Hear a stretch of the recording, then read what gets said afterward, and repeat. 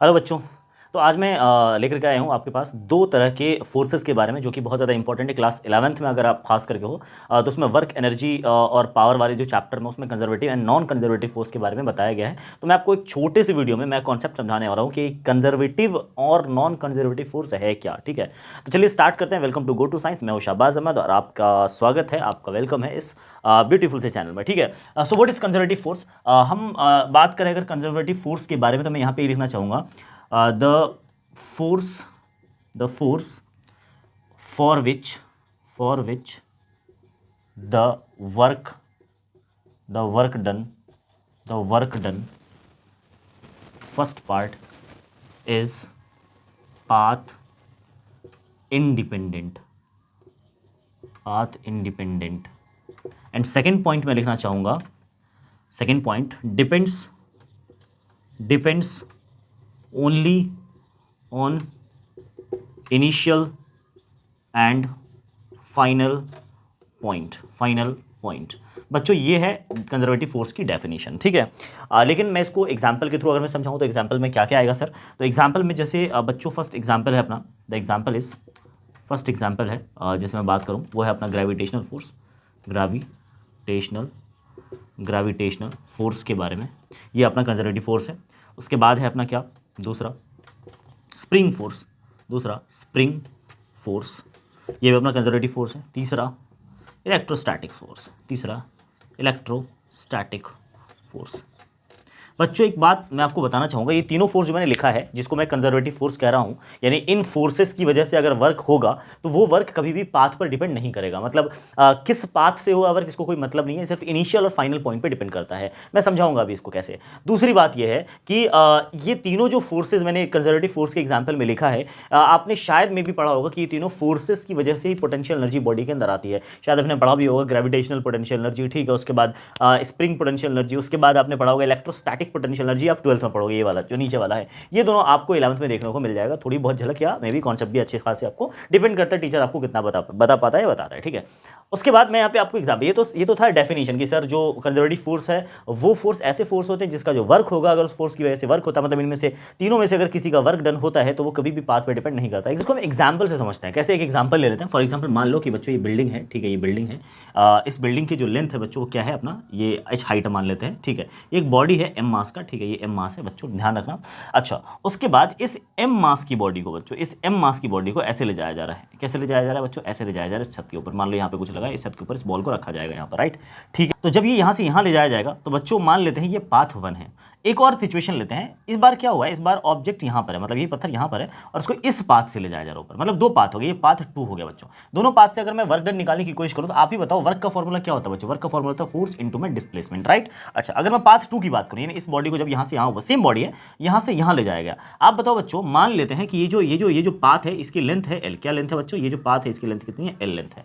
अच्छा बताओ, अगर मान लो ये कंपोनेंट इस तरह से, ये कंपोनेंट अगर ये एंगल थीटा है तो ये कंपोनेंट क्या हो जाएगा, ये वाला जो वर्टिकल कंपोनेंट क्या हो जाएगा, l का, ये l है, ये थीटा है, तो ये क्या हो जाएगा l cos थीटा। ओके बच्चों, ठीक है। अच्छा, इस तरह से ये वाला क्या हो जाएगा, l sin थीटा। चलिए ठीक है सर, ओके। उसके बाद अगर मैं बात करूँ यहाँ से पाथ 2 में, तो पाथ 2 के लिए अगर मैं वर्क का फॉर्मूला लगाता हूँ आगे निकल के आता है सर F फोर्स। अच्छा, फोर्स कितना है ये तो पता है सर, mg है तो mg लगा दो, F की जगह पे क्या है mg, क्योंकि ग्रेविटेशनल फोर्स के लिए वर्क डन निकालने की कोशिश करना है। किस फोर्स के लिए आपको पता है, मैंने पहले ही बोल दिया, ये तीनों कंजर्वेटिव फोर्स है, तो इनमें से किसी एक फोर्स की वजह से वर्क निकाल के देख लेते हैं। दोनों पाथ से अगर इक्वल आया तो ठीक है सर, क्योंकि पाथ 1 और पाथ 2 पे पाथ चाहे कितना भी चेंज हो जाए वर्क सेम होना चाहिए। यही तो कहता है कंजर्वेटिव फोर्स का जो कॉन्सेप्ट है। ठीक है, तो मैं क्या करता हूं, वर्क इक्वल्स टू लिख दिया mg, फोर्स की जगह पे s, डिस्प्लेसमेंट की जगह पे क्या होगा बच्चों, वर्टिकल कंपोनेंट लेना होता है। ये कंपोनेंट नहीं लेंगे। ये कंपोनेंट क्यों नहीं लेंगे बच्चों, क्योंकि ग्रेविटेशनल फोर्स नीचे लग रहा है। अगर ये कंपोनेंट लेंगे तो देखो एंगल वर्क कितना हो जाएगा बच्चों, 0 हो जाएगा, क्योंकि 90 डिग्री का एंगल बन रहा है। इसलिए हम लोग क्या लेंगे, हमेशा वर्टिकल कंपोनेंट लेंगे, राइट। तो क्या लेंगे, l cos थीटा। तो मैंने ले लिया l cos थीटा, यानी अभी जो वर्क आ रहा है बच्चों वो कितना आ रहा है, mg l cos थीटा। चलिए सर, ये किसके लिए आ रहा है, पाथ 2 के लिए आ रहा है सर,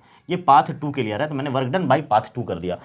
अब यहां पर मैं सॉल्व करता हूं बच्चों, work done by path 1, work done by path 1। अगर मैं पाथ 1 की बात करूं तो आप बताओ, नीचे इस पर भी क्या लग रहा है बच्चों, mg लग रहा है, यानी ग्रेविटेशनल फोर्स कितना लग रहा है, mg लग रहा है। अच्छा, ये जो लेंथ है ये कितनी है बच्चों, ये यही तो है इसकी डिस्प्लेसमेंट, तो फोर्स इनटू डिस्प्लेसमेंट होता है। ये डिस्प्लेसमेंट कितनी है बच्चों, ये डिस्प्लेसमेंट अभी हमने निकाला था l cos थीटा है, तो मैंने क्या ले लिया, फोर्स की जगह पे आगे फोर्स इनटू डिस्प्लेसमेंट, तो फोर्स की जगह क्या लिया, m इनटू में g, और s की जगह पे क्या लिया बच्चों, l cos theta, l cos theta. आप देख सकते हो वर्क डन बाई पाथ 1 भी कितना आया बच्चों, mg l cos थीटा, यानी कि अच्छा एक चीज और, यहां पर दोनों में आपको आपको ये बात ध्यान रखना है कि चूंकि फोर्स नीचे है, डिस्प्लेसमेंट ऊपर है बच्चों, तो यहां पर जो साइन आएगा वो क्या आएगा, नेगेटिव आएगा, क्योंकि आपने पढ़ा होगा कि वर्क डन जब कोई दो, जब फोर्स और डिस्प्लेसमेंट का डायरेक्शन बिल्कुल अपोजिट होता है, यानी फोर्स इधर हो रहा है, डिस्प्लेसमेंट इधर हो रहा है, तो उसके बीच एंगल जो बनता है 180 बनता है। इस तरह से वर्क जो आएगा वो क्या आएगा, नेगेटिव आएगा बच्चों। तो यहां भी नेगेटिव लगेगा और यहां भी नेगेटिव लगेगा। क्यों? क्योंकि दोनों केस में फोर्स नीचे लग रहा है और डिस्प्लेसमेंट बच्चों ऊपर हो रहा है। तो इस तरह से हम कह सकते हैं कि sir work done by path 1 is equal to work done by path 2। Doesn't matter कि पाथ कैसा है सर, पाथ है ना ऐसा स्लैंट हाइट में है या पाथ वर्टिकल हाइट में, डजंट मैटर, राइट। तो कह सकते हैं हम लोग कि इस तरह से जो वर्क डन है सर दोनों पाथ से क्या आ गया, इक्वल आ गया। जो कि हमने लिखा था वो हमने प्रूफ करके दिखा दिया आपको। क्या लिखा था? The force for which the work done is path independent और depend only on the initial and final point और फाइनल पोजीशन, राइट एवरीवन। तो ये था अपना कंजर्वेटिव फोर्स का कॉन्सेप्ट। अब थोड़ा सा देख लेते हैं नॉन कंजर्वेटिव फोर्स का कॉन्सेप्ट। तो कंजर्वेटिव फोर्स के बारे में बच्चों एक चीज और जान लेते हैं कि जो कंजर्वेटिव फोर्स होता है, कंजर्वेटिव फोर्स, उसके लिए वर्क जो होता है, conservative force, work done for conservative force will be zero when path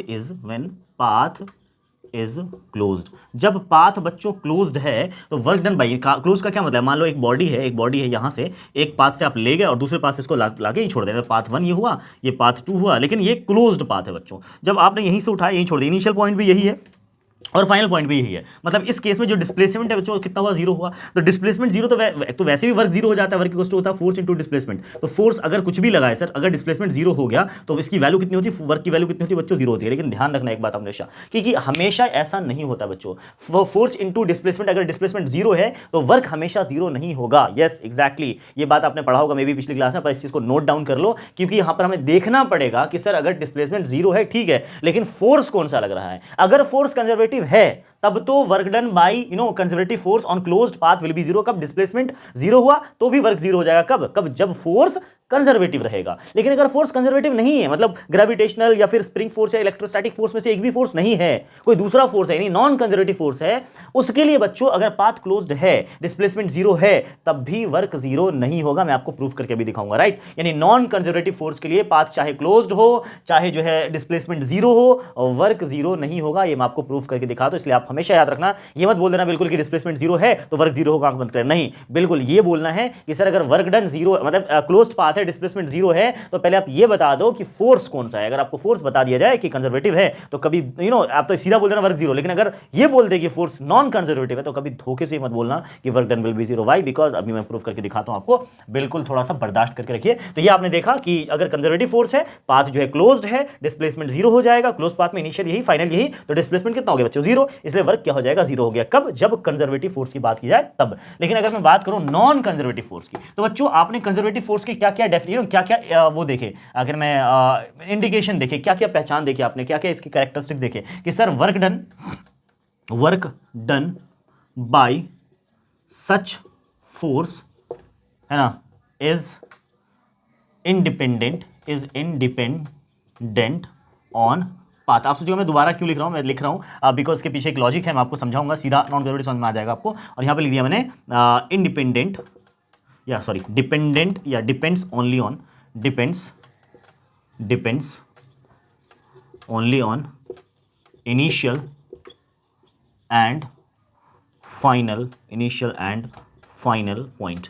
बच्चों में इसलिए लिखा है मैंने कि देखो ध्यान से समझो, work done by such force, अगर ये कंजर्वेटिव है तब तो ऐसा होगा कि पाथ इंडिपेंडेंट होगा, है ना, डिपेंड्स करेगा सिर्फ इनिशियल फाइनल पॉइंट पे। लेकिन अगर बच्चों ये नॉन कंजर्वेटिव है, तो ध्यान रखना ये इंडिपेंडेंट नहीं होगा, ये पाथ पर डिपेंड करेगा। किस पाथ से गया है, किस पाथ से पाथ पर डिपेंड करेगा। Depend only on initial and final point नहीं, depend only on the path followed, only on the path followed. बच्चों ये बात हमेशा ध्यान में रखना। और वहां क्या लिखा था मैंने, work done by closed path, work done by non conservative force for closed path is not equal to zero. वहां इक्वल टू जीरो था, ठीक है, कंजर्वेटिव फोर्स के लिए इक्वल टू जीरो था। व्हेन है ना पाथ क्लोज हो, व्हेन पाथ क्या हो, क्लोज हो। बच्चों यहां पर नॉट इक्वल टू जीरो, इस बात को ध्यान में रखना और मैं इसको प्रूव करके दिखाता हूं आपको, राइट। चलिए देखिए मैं आपको एक बात बताता हूं, एक एग्जाम्पल है मेरे पास। ये एग्जाम्पल के द्वारा मैंने एक बॉक्स लिया, मैंने इस बॉक्स को इसका मास m है, इसको मैंने इस पर ड्रैग करना शुरू किया। ये पॉइंट A है, ये पॉइंट B है बच्चों। ये ड्रैग करते करते इसकी डिस्प्लेसमेंट इधर की तरफ है बच्चों, और ये ड्रैग करते करते ये बॉक्स यहाँ पहुँच चुका है। ओके बच्चों, B पर पहुँच चुका है। इसकी बीच की डिस्प्लेसमेंट कितनी है बच्चों, S डिस्प्लेसमेंट है। अच्छा बताओ, ये बताओ कि इस बॉक्स को इस बॉक्स को जब मैं पीछे की तरफ देखूं तो यहां पे क्या लगता है बच्चों, फ्रिक्शन फोर्स लगता है, राइट, फ्रिक्शन फोर्स लगता है, ओके ठीक है। वैसे नॉन कंजर्वेटिव फोर्स के एग्जांपल बता दो, ये तो कंडीशंस हो गए, एग्जांपल क्या है sir, friction force, tension force हो गया, ये सारे फोर्स क्या है, नॉन कंजर्वेटिव फोर्स होते हैं, एयर ड्रैग हो गया, ये सब क्या है, नॉन कंजर्वेटिव फोर्स होते हैं। तो फ्रिक्शन फोर्स की बात करते हैं, इस पे फ्रिक्शन इधर लगेगा, बॉडी इधर जा रही है तो फ्रिक्शन इधर और डिस्प्लेसमेंट सर इधर हो रहा है, मतलब फ्रिक्शन फोर्स इधर, डिस्प्लेसमेंट इधर, ऑपोजिट डायरेक्शन है, तो सर वर्क कितना होगा बताओ, वर्क कितना होगा, work done will B minus F S, minus क्यों बच्चों, क्योंकि नेगेटिव ऑपोजिट डायरेक्शन में जा रहा है। मान लो कि ये जो ऑब्जेक्ट है पहुंच के कहां आ गया, यहां आ गया सर, ठीक है, ये मैं मान लेता हूं कि वर्क डन बाय पाथ 1, ठीक है, इस पाथ से गया, वापस इसी पाथ पे लौटता है बच्चों, इसी पाथ पे लौटता है। तो जब इसी पाथ पे लौटेगा ये एम मास की बॉडी, आप बताओ फिर से जब ये इधर लौटेगा, इधर की तरफ लौटेगा, डिस्प्लेसमेंट तो ऐसी तय करेगा, लेकिन इस पे फ्रिक्शन फोर्स इधर लगेगा बच्चों, राइट, फ्रिक्शन फोर्स इधर, डिस्प्लेसमेंट इधर, again work done by path 2, path 2 इसलिए बोल रहा हूं क्योंकि उसी पाथ पे दोबारा आ रहा है इसलिए मैंने,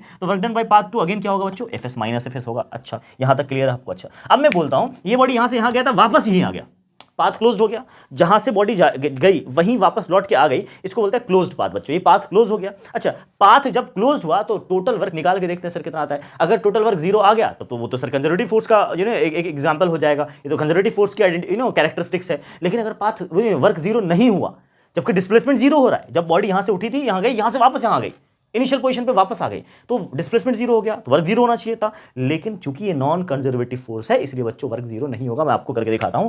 नेट वर्क अगर मैं निकालना चाहूं तो work done by path 1 plus work done by path 2, clear है, तो इसको मैं निकाल के देखता हूं। वर्क डन बाय पाथ 1 कितना है बच्चों, minus F S plus minus F S, मैं दोनों को ऐड करता हूं बच्चों, दोनों फोर्स को, सॉरी वर्क को ऐड करता हूं। अच्छा, प्लस माइनस क्या होता है, माइनस होता है, तो मैं इसको हटा के माइनस ही डाल देता हूं, चलेगा यहां पर, राइट, माइनस। अच्छा बताओ, माइनस एफ एस कितने हो जाएंगे, minus 2 F S, minus 2 F S. बच्चों बताओ वर्क कितना, क्या वर्क डन 0 आया, work done is not equal to 0, why, जबकि डिस्प्लेसमेंट 0 है बच्चों। देखो, चूंकि ये नॉन कंजर्वेटिव फोर्स है इसलिए इसको क्लोज्ड पाथ से कोई मतलब नहीं है, राइट, क्लोज पाथ है तब भी वर्क 0 नहीं होगा, क्योंकि ये पाथ पर डिपेंड करता है, राइट बच्चों, इनिशियल एंड फाइनल पोजीशन पे डिपेंड नहीं करता। तो ये था कॉन्सेप्ट अपना conservative and non conservative force का। आपको आई होप आपको समझ में आया होगा, वीडियो समझ में आया है तो हमारे चैनल को लाइक, सब्सक्राइब एंड शेयर कर सकते हैं। मिलते हैं नेक्स्ट वीडियो में, थैंक यू सो मच।